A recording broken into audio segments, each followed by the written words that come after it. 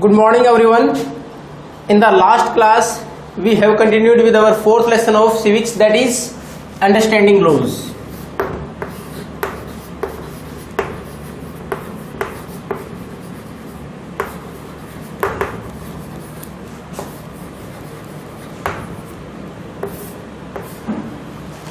At that time we have discussed about the rule of law. Rule of law means the rule must be applicable on all on equal basis. सब के ऊपर कानून बराबर लागू हो. At that time we have discussed it was the concept of law given by the Britishers. उस वक्त हमने माना था ये रूल ऑफ लॉ का जो सिद्धांत है, ये रूल की सब के ऊपर बराबर लागू होगा, किसकी देन है? ब्रिटिशर्स की है. लेकिन उसमें हमने बहुत सारी चीजें कॉमन देखी थी कि ऐसा नहीं ब्रिटिशर्स ने सबके ऊपर बराबर अप्लीकेबल किया था. उसी का एक एग्जांपल पढ़ा था हमने, sedition act of 1870. Sedition act of 1870 जो ब्रिटिश पार्लियामेंट के द्वारा पास किया गया, इसमें था क्या? सेडिशन क्या होता है? It's a form of treason, देशद्रोह, यानी सरकार के खिलाफ उपद्रव करना, प्रोटेस्ट करना, उसके लिए. इसमें उन्होंने किसको शामिल कर लिया? If someone going to criticise the government then also this law is applicable. यानी ब्रिटिश गवर्नमेंट ने सेडिशन लॉ किस पर लगा दिया? अगर किसी ने सरकार की आलोचना भी की, if the wrong policies are there and someone criticised it, अगर गलत नीतियां फिर भी किसी ने आलोचना की तो भी ये नियम लागू होता था. Without any evidence anyone can be detained and then imprisoned. किसी को भी वहां रख सका, उनके ऊपर केस चलाया जा सकता था बिना किसी एविडेंस के, और उनको जेल में रखा जा सकता था. अब हमने पढ़ा था कि हमारे यहाँ इसके ऊपर हमारे जो नेशनलिस्ट थे उनकी भूमिका कुछ ज्यादा रही, इसलिए many nationalist raised voice against it and they advocate for the law with justice. कि जो कानून है न्यायपूर्ण तरीके से लागू हो, यानी सबके ऊपर लागू हो, सबको बराबर का अधिकार मिले. Then after most of our leaders also took the profession of law. हमारे जो कानून का जो हमारे पास प्रोफेशन था, व्यवसाय था, उसको भी अपनाया. Many passed the degree in law. बहुत सारों ने इसके अंदर डिग्री प्राप्त की लॉ के अंदर. Then they work as lawyer. उन्होंने लॉयर के तौर पर काम किया, वकील के तौर पर काम किया. Then after many of our lawyers promoted up to the level of जज. कुछ एक जज के तौर पर प्रमोट हुए और उन्होंने दे demanded the right for the Indians, legal right for the Indians. उन्होंने भारतीयों के लीगल राइट्स की बात की. इस प्रकार हमारे यहाँ जो रूल ऑफ लॉ है उसका जो सिद्धांत ब्रिटिश टाइम के दौरान इसको अप्लीकेबल करने का प्रयास किया गया. And when we got independence in 1947, जब हमें 1947 में आजादी मिल गई, we have implemented our constitution in 1950. जब हमने हमारे संविधान को लागू कर दिया 1950 में, इट बिकेम द फाउंडेशन. ये हमारे लिए एक आधार बन गया टू मेक अदर लॉज, बाकी कानून बनाने के लिए. उसका एक एग्जाम्पल हमने 6th क्लास में पढ़ा था. क्या था? हिंदू सक्सेशन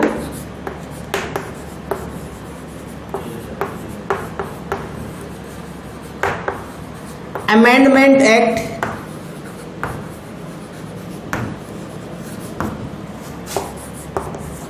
2005. तो हमारे यहाँ किस प्रकार आजादी के बाद हमने रूल ऑफ लॉ इक्वली सबके लिए लागू हो कानून, उसके लिए हमने जो प्रयास किया उसका एक एग्जांपल हमने पढ़ा 6th क्लास में. वो था हिंदू सक्सेशन अमेंडमेंट एक्ट 2005. कि हमारे यहाँ जो प्रॉपर्टी है पेरेंट्स की, उसके ऊपर बराबर का अधिकार हो. किसका? बेटी का भी. इससे पहले क्या होता था? प्रॉपर्टी ट्रांसफर होती थी केवल लड़के के नाम. अब इसमें अमेंडमेंट क्या होता है? बदलाव, संशोधन करना. हमारे यहाँ हिंदू सक्सेशन लॉ के अंदर अमेंडमेंट किया गया, बदलाव किया गया 2005 में. उसके द्वारा लड़के के बराबर ही लड़की का और माता का अधिकार भी प्रॉपर्टी के अंदर होगा. तो ये था हमारे यहाँ रूल ऑफ लॉ किस प्रकार इंप्लीमेंट किया जा रहा है. फिर how this laws are passed, किस प्रकार हमारे देश में कानून बनाए जाते हैं. तो हमने लास्ट जो हमारे क्लास थी उसके अंदर पढ़ा था, one of the important task of the parliament is to make laws. सबसे महत्वपूर्ण काम पार्लियामेंट का क्या है? कानून बनाना. और हमारे हर साल बहुत सारे नए कानून बनाए भी जाते हैं और बहुत सारे नए पुराने कानूनों को बदला भी जाता है. बदला amendment. Many new laws are framed and many old laws are amended. बहुत सारे पुराने कानून बदले भी गए हैं. उन्हीं में से एक हमारे पास नए कानूनों को बनाने की जरूरत कैसे महसूस होती है? How do we know what are the requirement of the public? उसके लिए हम एक एग्जाम्पल और पढ़ेंगे। आपकी बुक में जो एग्जाम्पल दे रखा है कि हमारे सोसाइटी से different section of society raise their voice regarding new laws, की नए कानूनों के लिए हमारे समाज से आवाज आती है किस प्रकार के कानून और बनाए जाने चाहिए। उसमें एक महत्वपूर्ण जो कानून बना 2005 में, इंप्लीमेंटेड इन 2005 में बना, 2006 में उसको इंप्लीमेंट किया गया। वो कौन सा था? Protection of women from domestic violence act, घरेलू हिंसा से बचाव के लिए जो कानून बनाया गया 2005 में पार्लियामेंट ने इसको पास किया। अक्टूबर 2006 में इसको लागू किया गया। तो उसके लिए किस प्रकार हमारे यहाँ बातें आगे आई, इसका एक छोटा सा एग्जाम्पल स्टोरी बोर्ड के द्वारा दर्शा रखा आपका। उसमें साजिया और कुसुम, एक कन्वर्सेशन वाज गिवन, दो महिलाओं के बीच में कन्वर्सेशन दे रखी है। तो जैसे वो कानून पास होता है, साजिया कुसुम को बोलती है कि देखो महिलाओं के लिए कितना इंपॉर्टेंट दिन है आज, कितना बड़ा कानून जिसकी हम डिमांड करे थे हमें मिल गया और इससे महिलाओं को बहुत सारा बेनिफिट होगा। लेकिन कुसुम बोलती है कि और महिलाओं को ही बेनिफिट नहीं होगा, अगर घर में शांति बनी रहेगी तो सबको बेनिफिट होगा। तो उसके बाद वो फिर वापस उसमें किस प्रकार के कानून की शुरुआत हुई थी उसके बारे में देखा। इन 1991 में Kusum just to get an advice regarding the domestic violence went to a lawyer, एक वकील के पास जाती है। वहां सलाह लेती है कि I was beaten by my husband, कि मेरे पति के द्वारा मेरे को पीटा गया, but I don't want to file a criminal case against him. मैं कोई क्रिमिनल केस उसके ऊपर नहीं लगाना चाहती उसके ऊपर कि उसने मेरे को मारपीट किया, मेरे को आगे जान से मारने का प्रयास, उसके लिए उसको सजा हो जाए, लेकिन मैं चाहती हूँ इससे मेरे को मुक्ति मिल जाए। कांट टॉलरेट और आई कांट टॉलरेट मोर, कि मैं इससे ज्यादा टॉलरेट नहीं कर सकती, इसके लिए मेरे को सुझाव दो, मेरे को क्या करना चाहिए। उसके बाद एक और केस आता है, उसमें एक महिला पूछती है कि there is a verbal abusion in front of me by my son as well as by my daughter in law, मेरी बहू और मेरी जो मेरा लड़का है वो मेरे को गाली गलौज करते हैं घर में। Even my account is not handled by me, यहाँ तक कि मेरा जो अकाउंट है बैंक में वो भी मैं खुद हैंडल नहीं करती, वो भी उन्हीं के द्वारा चलाया जा रहा है। फिर वही कंडीशन है, फिर वो वापस यही बोलती है कि मैं नहीं चाहती उनके खिलाफ कोई कार्रवाई हो, लेकिन मेरे को घर में सम्मान मिले।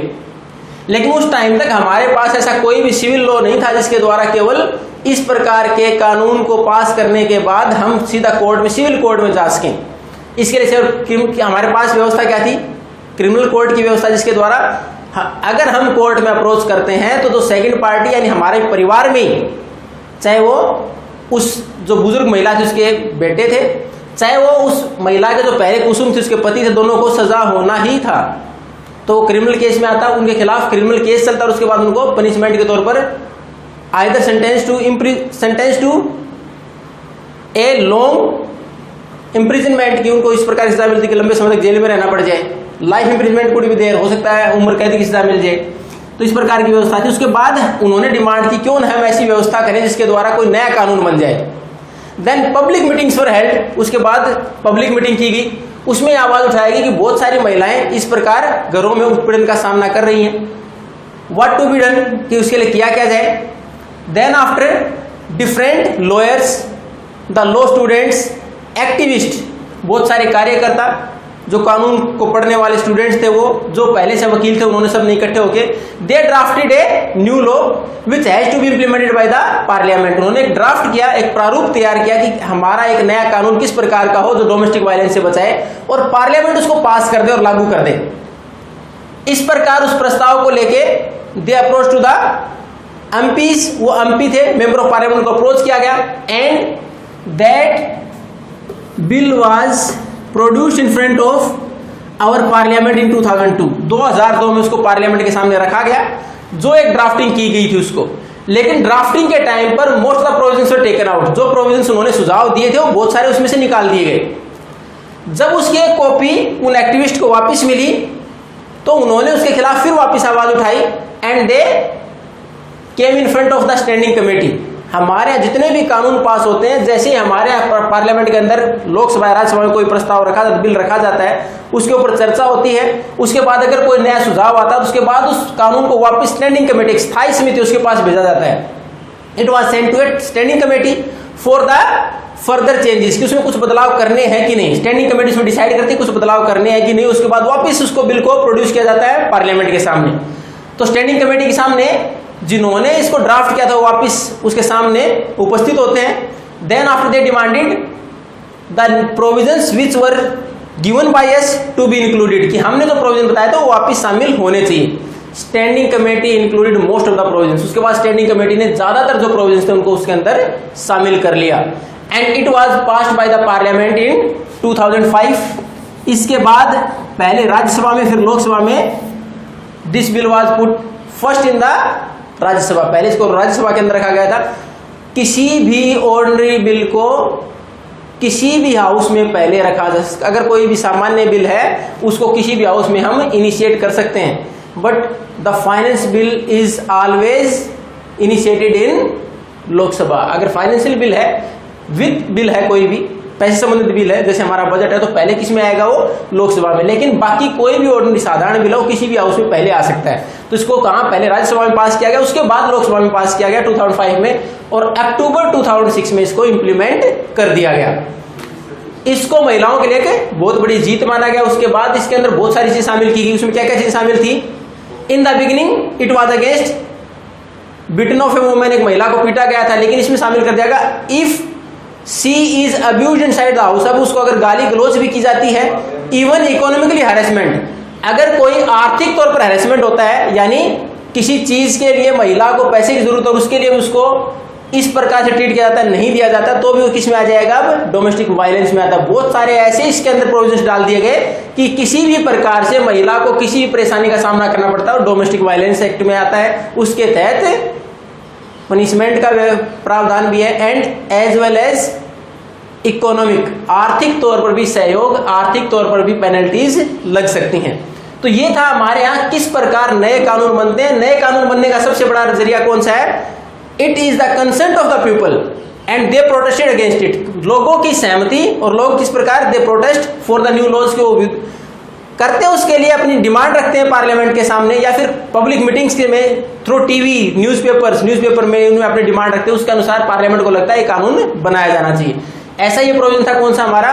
Protection of women domestic violence act, की महिलाओं को किस प्रकार डोमेस्टिक वायलेंस से बचाया जाए, उसके लिए प्रोटेस्ट किया गया, पब्लिक मीटिंग्स की गई. Then the issue is raised by the committee which was made by the lawyers. जो वकीलों ने कमेटी बनाई उसके द्वारा इसको रेज किया गया इस इश्यू को. Ultimately it was passed in 2005 and implemented in October 2006. If you have any doubt then you can ask me. Thank you and have a nice day.